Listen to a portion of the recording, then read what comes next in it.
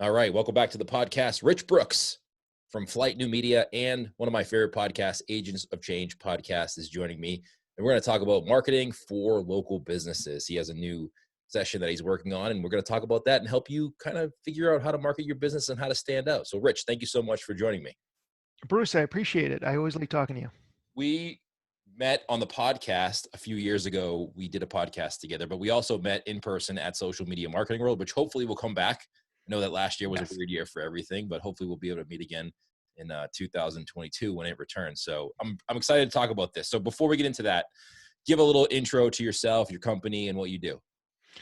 Sure. Well, on the company side of things, I started Flight New Media more than 24 years ago, which seems like forever ago. In fact, I was commenting, I just recently hired somebody who I've yet to meet because of COVID in person, but I just hired somebody. She wasn't born when I started the company. So that kind of freaked me out a little bit. Wait, was it an Uh, internet company when you started, like internet marketing, websites, and that stuff? Yeah, it was primarily websites when we started, and then I used to actually do a print newsletter. This is how old how long I've been doing it. It was a print newsletter that I did 100 copies on my dad's printer, and then I would physically fold them and mail them out by hand with I'd lick my own stamps, kind of a thing. Like that's how I got started. In my first issue, I talked about like search engine optimization, right? So it's like I've been doing it since day one. So yeah, so now there's 10 of us and we do website design, we do digital marketing, SEO, local SEO, paid search, social media, paid social. Basically, our goal is to help our clients generate as many quality leads as they can Yeah. online. I love that. And you actually did a session last year. We did a pizza summit, which was like a virtual conference for the pizza community Yeah. we have. And you did a session on SEO and marketing for local businesses, which was really well received. So Oh, cool. thank you for doing Very that. cool. So what do you think about the state of marketing right now for local businesses? What do they need to look out for? Well, obviously we're recording this on the end of COVID, knock on wood, the end of COVID. Things are, I'm up in here in Maine, and honestly, like things feel almost back to normal. It's kind of crazy how quickly things seem to get back to normal up here in Maine.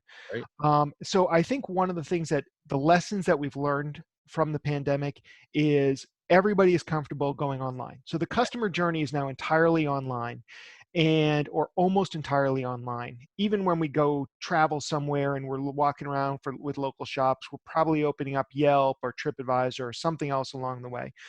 So I would just, if I'm a local business, I'd be doubling down on my digital marketing. I'd make sure that I have a website that's easy to use on a mobile device, that it's easy to get in touch with me, that all my information is right out there.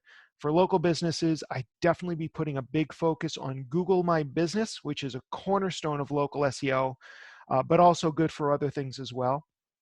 And I'd play around with some Google Posts. If you haven't been doing anything with Google Posts, which you do through your Google My Business Manager, I definitely be checking that out. It's a great place for promotions and to drive traffic to your website or to your business. Yeah.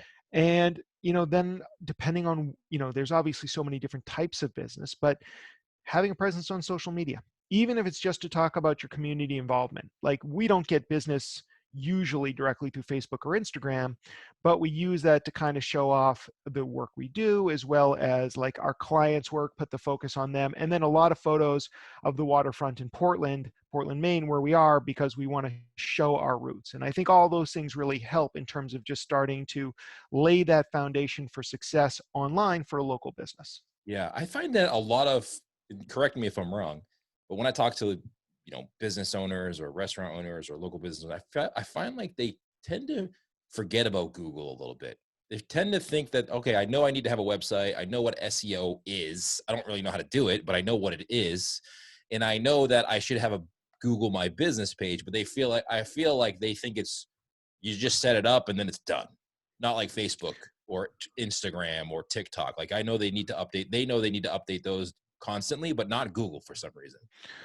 I know it does feel that way sometimes. And if you're not in this world, I can understand why you think it's like Google has set it and forget it. And Facebook is you constantly have to feed the beast. And Yeah. there's a certain amount of truth to that because, the half-life of a tweet or a Facebook update is shorter and shorter, but the thing with and it is something that is dependent on your type of business, but certain businesses need to keep fresh content up there for Google. Google is looking for them to update, and it really depends on your industry. Is it fast moving? Then you should be continually adding blog posts and other content to your website to really feed Google. And the other thing would be is Google My Business, like making sure that you've got more reviews coming in, making sure that you're trying out those Google posts. All of those sort of things definitely make a difference in terms of your online presence. There are businesses that don't need to change it that much, but if you can be adding content to your website, which is really your home on the internet, your home for your intellectual property, I think that's absolutely key, and you should be taking care of that.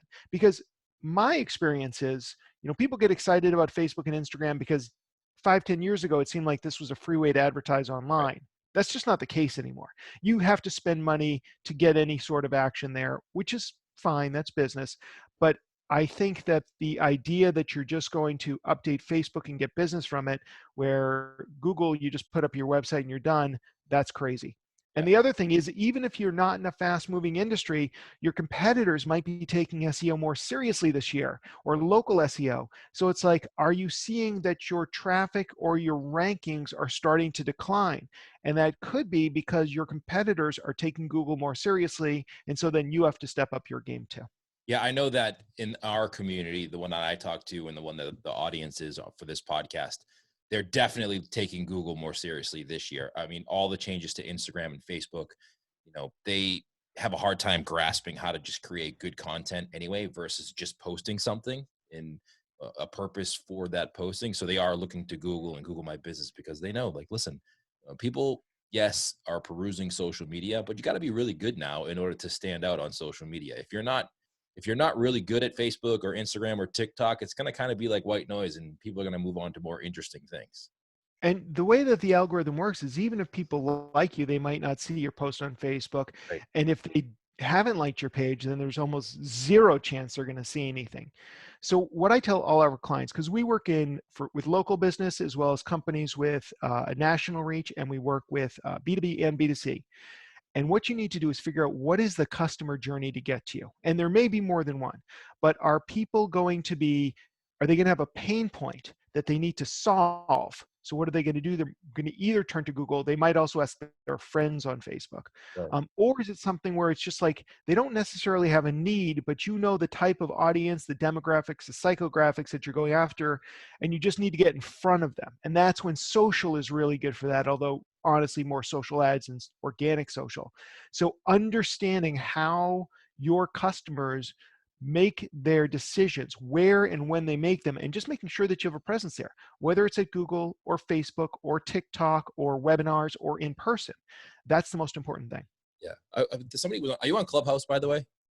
I have a Clubhouse account, but honestly, it's been months since I've been on Clubhouse, and I see some people are killing it. And I'm just waiting for, because I know Mike Stelzner, who we both know, both respect, founder of Social Media Examiner. He's huge. He's super into Clubhouse, loves it. He got me on there, and I spent like a couple weeks on there. I even had him on my podcast to talk about it.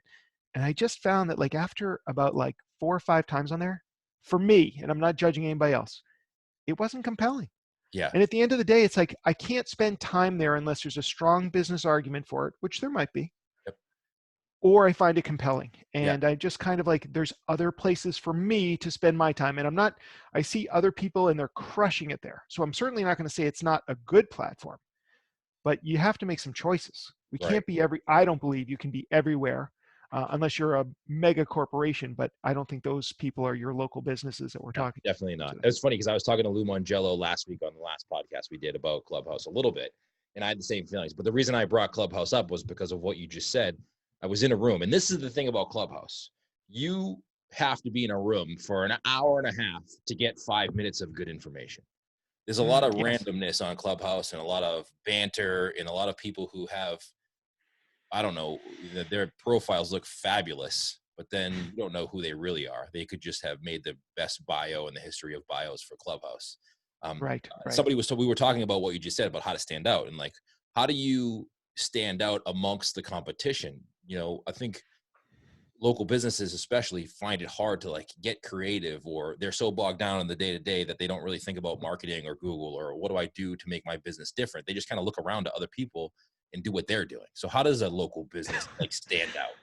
I know, and that's like the worst thing you can possibly do. It's not the worst thing that you can do, but if you're a Me Too business, how is anybody going to get super excited about you? Right. And this is basically kind of this new presentation I'm working on where I'm, 24 years of working with a wide variety of clients, and why do some of them market so effortlessly?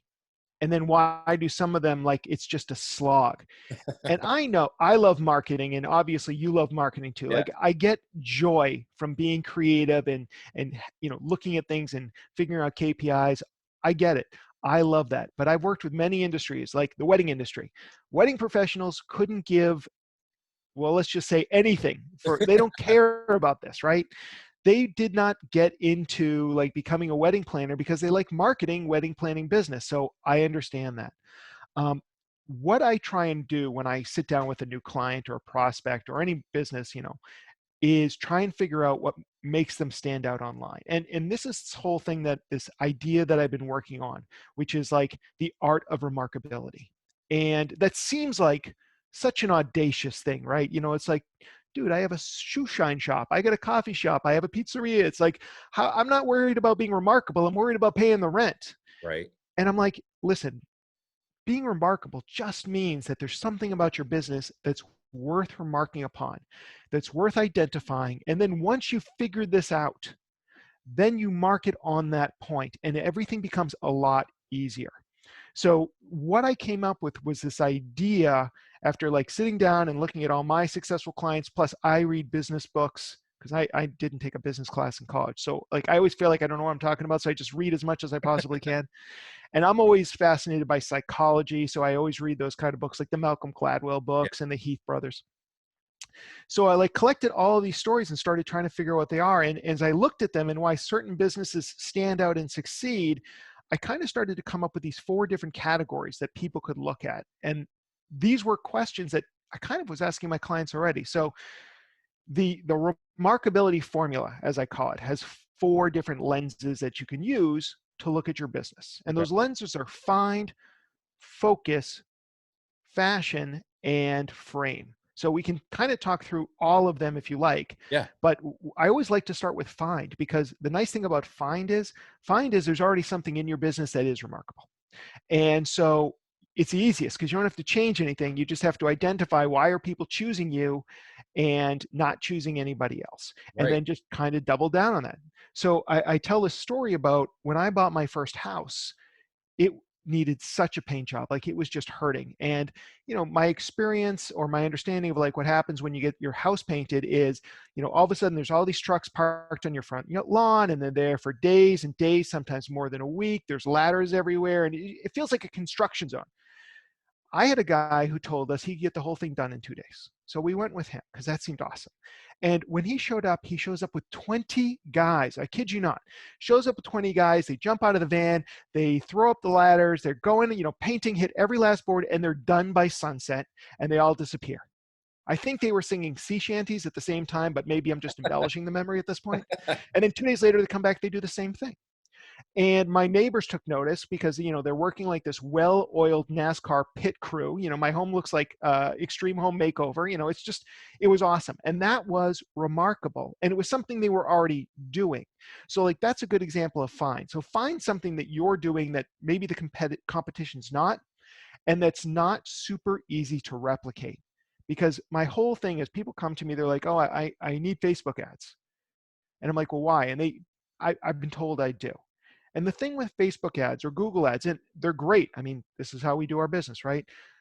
The problem is that anybody can do Facebook ads, anybody Google ads, anybody can do SEO. So that's not a differentiator, because if you go on Google right now and search for Facebook ads course, there's over 2 billion results. Wow. So all your competition needs to do is watch a video, and suddenly they know as much as you.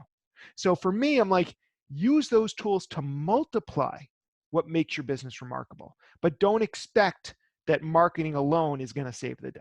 Right. So like that painting company that you described, they're they could use Facebook ads, but what the ad would be about is how well and how quick they do the job.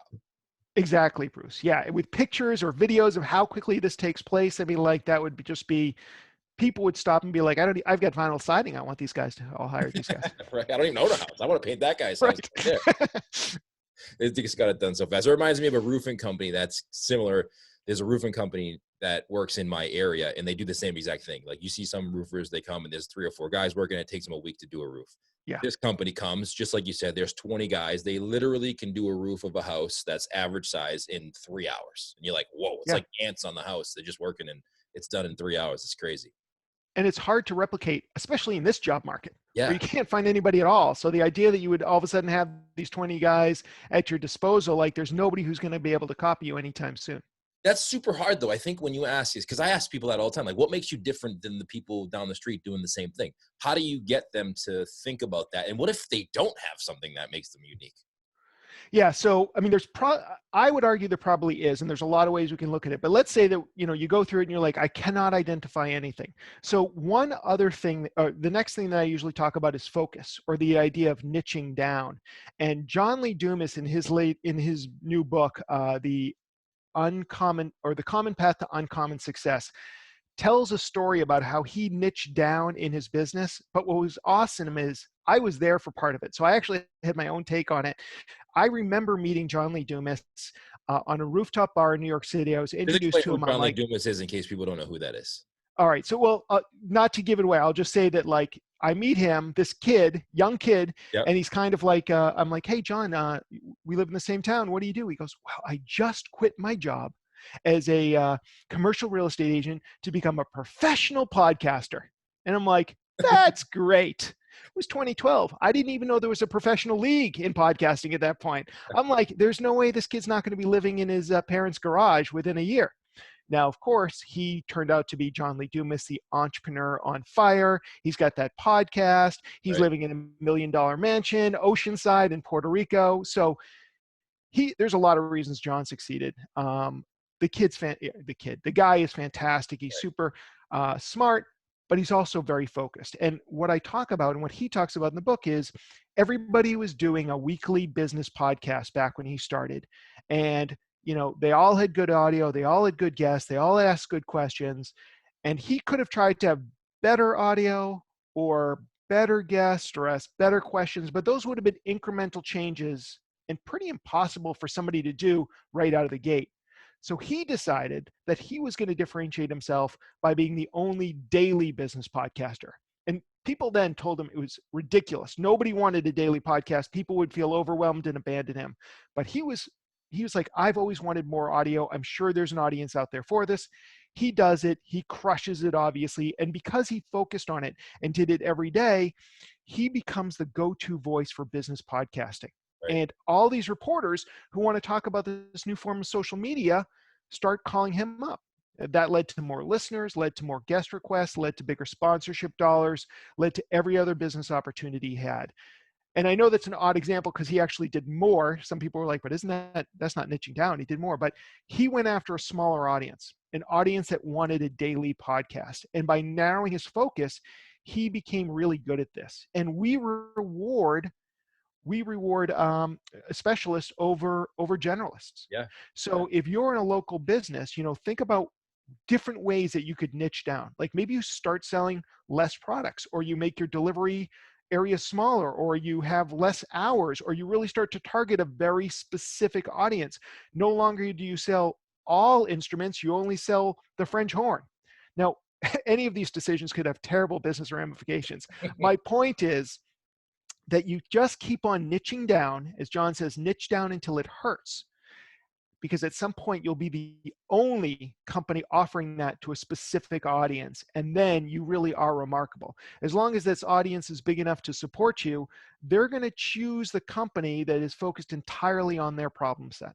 Yeah. And I don't know John personally, but I've heard that story before from John, or from you, not from you, but from John. And you look at him now and he has a ton of products. He does a lot of things, but he initially started with just that one thing, the podcast that he did for 30 minutes a day, 5 days a week, or 7 days a week. And that's all he did. And then it grew from there. And I often talk about that with local businesses. If you look at take restaurants, for example, or even real estate agents, right? Like the real estate agents that are really successful focus on one niche. Like they either have Yeah. a town that they focus on, uh, uh, a business style that they focus on, whether that be multifamilies or commercial or single families in a certain zip code. And those are the ones that get the most business and it grows over time. And then you can expand outward from there. So, especially with Yeah. restaurants, you've never seen a really, really great restaurant that has a bazillion things on their menu, other than the Cheesecake Factory, but no one ever said that was great. Right. And then, but you're right. Once you become a master of a niche, then you can start to go in other places. And, I met Lewis Howes at a blog world also years ago, and he was the LinkedIn guy. Right. And he had a singular story about how LinkedIn basically saved his life. But then he starts growing and he starts getting into YouTube, and then and all of a sudden he's got these podcasts where he's interviewing some of the biggest names, not just in marketing or business, but just the biggest names around. And he's Yeah. getting these. But he started by becoming the best in that vertical and then expanded from there. Do they need a new LinkedIn guy? Because I may need a new niche. There you go. I have to write that down. But yeah, I agree with you. So I kind of know what frame is. What's fashion in the remarkability formula? Yeah, so fashion is more about creating something that is extrinsic to your offering. So it's not about like David Bowie fashion or like catwalk fashion. It's about making something that your business would survive, your offering would survive without it. And so some examples that I talk about, one is a little bit political, but Ben and Jerry's comes out with a new flavor and they call it Pecan Resist. And all the proceeds from this go to these 4 progressive organizations. Now, obviously, this is a little controversial. Right. They could have called that ice cream anything. It probably would have sold, pretty well. But the bottom line is that's something that they did that's in alignment with their value statement. So that's one example. The Agents of Change is another example for Flight New Media. So Flight New Media is a digital agency. Agents of Change is basically about inspiring or empowering people to do your own marketing, or at least to get started in digital marketing, succeed there. But there's obviously a lot of overlap because we're still talking about digital marketing. Agents of Change put me on stage in front of a bunch of other main businesses, brought people in from all over. And because I'm associated with Flight and I'm associated with Agents of Change, we fashioned this, we created this. And now a lot of our prospects, when they show up, our clients, I say, so how did you hear about us? And they'll be like, I've been going to the Agents of Change conference for years, and I finally need a website, or I finally realize I need SEO, but it's because I saw you speak or whatever it may be. And that's giving us an opportunity to attract people. So it's about creating something that is in alignment with what you're offering, but it isn't necessarily required for your success. And that's just, again, another thing that you can market, another message that you can put out there, and either because it's in alignment with your mission or your values as well. So those are important things to keep in mind. I love it. How long have you been doing the Agents of Change podcast? I know you have the conference as well, but how long have you been doing the podcast? About 8 years, because we're coming up on our 400th episode. It's going to be in the next couple weeks based on today's recording. So yeah, I've been doing it for quite some time. I know last week I talked to Lou Mongello and he said he started podcasting in 2005. And I said that was like 100 years ago in podcasting. So yours is like 50 years ago. Yeah. Well, I actually did have a previous podcast called Flightcast, and I hated it. Like I did it for like 4 or 6 episodes. It would take me, it wasn't an interview show. It was like 6 hours, 8 hours of work for like a 10-minute podcast. And after like 4 or 6 episodes, I just gave up. But it was funny because I did have people reach out to me afterwards and be like, when's the next episode coming out? I'm like, never again. Well, then it was really a good point. Like you should enjoy what you're doing too, right? Because no matter how good your business is, if you don't actually like doing it, then it's not going to work out well for you. No, because it's going to come through. And, this is something that, this is kind of off this topic, but something that I've noticed for years is like, a lot of times your best results they never come at the beginning. They come after you've invested some time. So I always talk about, like, although I don't use Twitter the same way I used to use Twitter for business. Yeah. And what would happen is, at first I'm just playing around on this new platform. It was probably about 800 tweets in when I started kind of a little bit talking about what I was doing for business. And then somebody reached out to me and we ended up getting a job out of it. It was like, but I was 100 episodes or 800 tweets in, maybe more at this point. And I didn't really have an expectation. The podcast was, I just wanted to be able to talk to other digital marketers, share ideas, all this sort of stuff. But at one point, and it wasn't episode 1, it was probably close to episode 100, I see somebody shares my episode on Twitter, and they say, oh, I need help with this. It was an episode about conversion rates. And I reached out to the guy and we started a conversation. And that was like 5-6 years ago, maybe longer. And we were just trading emails a few minutes ago. His business has been giving us, Flight, $3,000 to $4,000 worth of business every single month since we started. I mean, that's well over $100,000 now. And so that's how it works. But I didn't start by saying, how quickly can I monetize this? It Right. was like, I'm going to create something I enjoy doing uh, that's about my work. Right. And then all of a sudden it became something that started creating new business opportunities for us. Yeah, but that's the only way you can consistently do it enough for long enough where you get the results that you want, or you see results. Because in the beginning, like you Right. said, doing it in the beginning, you're not going to really see any results. You have to actually enjoy the process, because there are going to be no results until you get to that 50th or 60th episode, or that first year in business. Once you get past that hump, then you can be like, all right, now I can start seeing some results. Right. Absolutely. And the thing is, if you absolutely hate all this marketing stuff, you're probably not listening to this podcast anyways, but It's if you true. absolutely hate this marketing stuff, then that's why you hire an outside person, a contractor, an agency, what have you, because you can just run ads, let them run it for you, and you just sit back and deal with the customers and the clients who come in. And Right. that's a totally viable option. I could probably save money if I knew how to run my own books, but I don't. So I hire an outside agency to help me with that so I can focus on the areas that I'm best at. Yes, because you can only be good at a couple things. Like, you can be average at a lot of things, but really good at a few. And the older I get and the more experienced I get, I realize how true that is. And that if you really want to move forward in your business or career, you just keep on like getting things off your plate and focusing where your joy, your passion, and your skill set lie. From a business standpoint, as long as there's an audience willing to pay for that. Right. But if you don't have to worry about business and you don't even care about it, you just create. And maybe something works out, maybe it doesn't. But absolutely, yeah. If you're going to do your own marketing, find a channel that's effective, but also that you like being on. Yes. And And I always tell people, don't look at what you like as a reference to what your audience likes. Because a lot of people who are in the restaurant business or local business would be like, I hate Facebook. But that doesn't mean your audience isn't on Facebook. So just because you don't no. like it doesn't mean they're not there. And I would guess most restaurateurs hate Yelp, but yet you still Yes. have to have a presence there. So They do. And some are so hard headed, they still don't use it, even though I it know. can benefit their business, even just by responding to reviews, not paying yet. Exactly. Exactly. So let's move on to the frame. How does the frame work? So the frame is more or less, it's not completely different than Fine, but it's about taking what's already there and reframing it or repositioning it in a way that's going to really engage some member of your audience. I tell a story that actually came from um, Matthew Pollard, who wrote The Introvert's Edge, and he's really good at helping people kind of create a frame for their business.